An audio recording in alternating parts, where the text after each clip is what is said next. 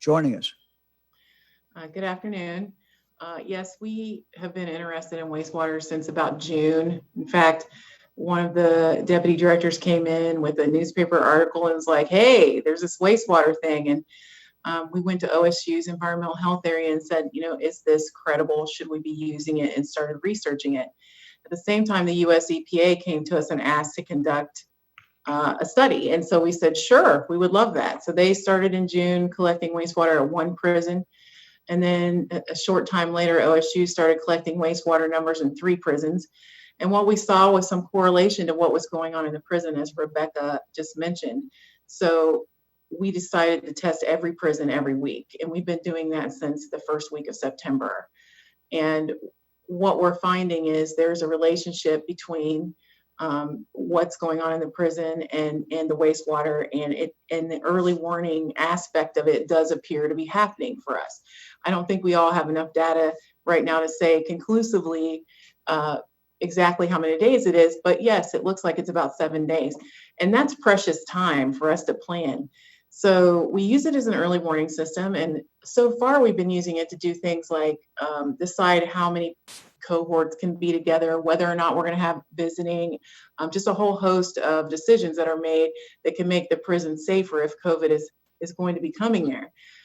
But now I'm putting out an executive order that will require staff to be tested when certain indicators like positivity of staff, positivity of the incarcerated adults, or the wastewater indicators show that there's a problem with COVID in that prison.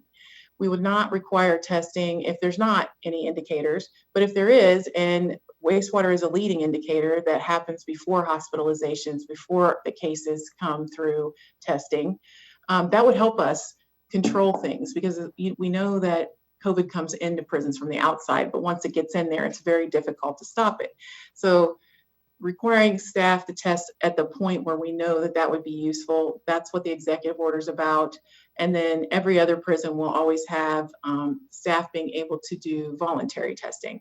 So we're going to start the mandatory testing on October 6th at only those sites that trigger these indicators. And wastewater is definitely an important one because it is the only one that's really a leading indicator. And you want to tell us a little bit about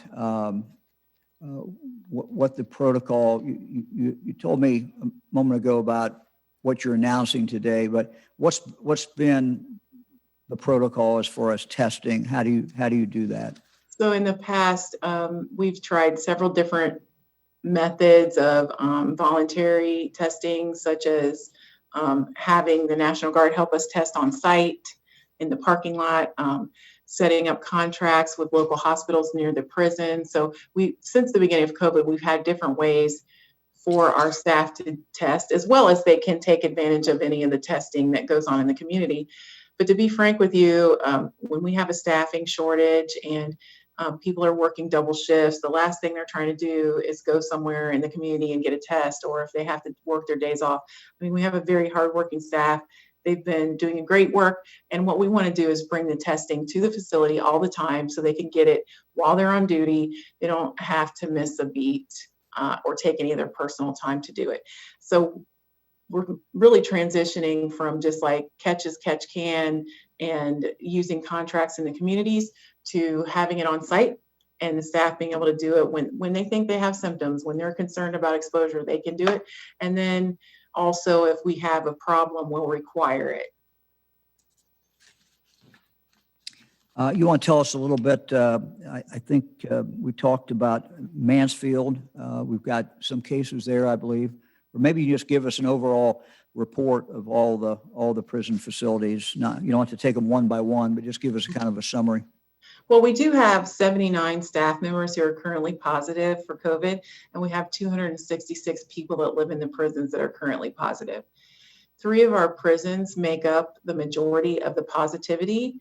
That's Richland Correctional Institution, which you just asked about, the Correction Reception Center, and Madison Correctional Institution. Those 3 prisons have the majority of the positive cases. We have about 1/3 of our prisons that don't have COVID at all, not in their wastewater, not with their staff testing, nor with their incarcerated adult testing, which is great. And then, the next thing we're going to be doing is flu shots. So we want to make sure that our staff and our incarcerated adults are vaccinated so that we don't have to use resources or have additional people sick in confusing flu symptoms with COVID symptoms.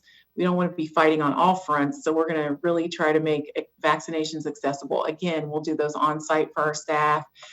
We are partnering with a local provider to come in, do the shots at different times, different days. And then, of course, our medical staff that work in the prisons will provide the vaccinations to all of the incarcerated people.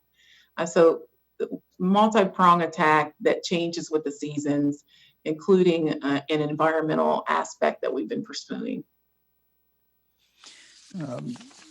Tell me a little bit. I know you've been doing some work about airflow inside the prison. You want to talk to us a little bit about that?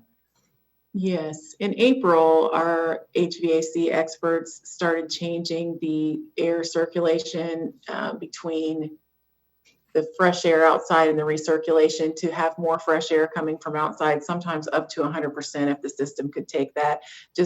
That was the beginning of starting to look at environmental factors. After we'd already done social distancing to the extent possible and wearing masks and gloves and washing your hands and all the different things we do to try to fight COVID that a person is responsible for, we then turned to start looking at, well, now what we can do with our environment. So that's how the HVAC system started working. And then we engaged an environmental health specialist from OSU named Dr. Weir, and he has been working with us to choose ionization infiltration systems. Those filtration systems are installed at 5 of our facilities, and they're supposed to, obviously clean COVID out of the air. And OSU will be doing testing to make sure that they do. And if they do, we'll buy more for more facilities. But there's been a lot of magic beans during COVID, so we don't want to buy too much of something without really making sure that it has efficacy. But according to Dr. Ware, this system is the one that's most promising out there. So that would clean the air. And we put that in places like where we have high acuity people at those 5 sites. And we did that in April. And then in May, we changed out our filters to have the highest MERV rating that the system could handle. So that's an additional filtration measure. And now we're in the process of procuring portable air filtration systems for additional filtrations in places like the visiting area or entry or the medical area. So we're just really trying to take care of our physical plant as well, because when winter comes, everybody's going to be inside all the time, and we want to make sure we have the very best chance we can have. Thank you very much. Good to have you on, and we'll get a report in a few more weeks. But thank you. All right. Appreciate it, Nice to see Director. you.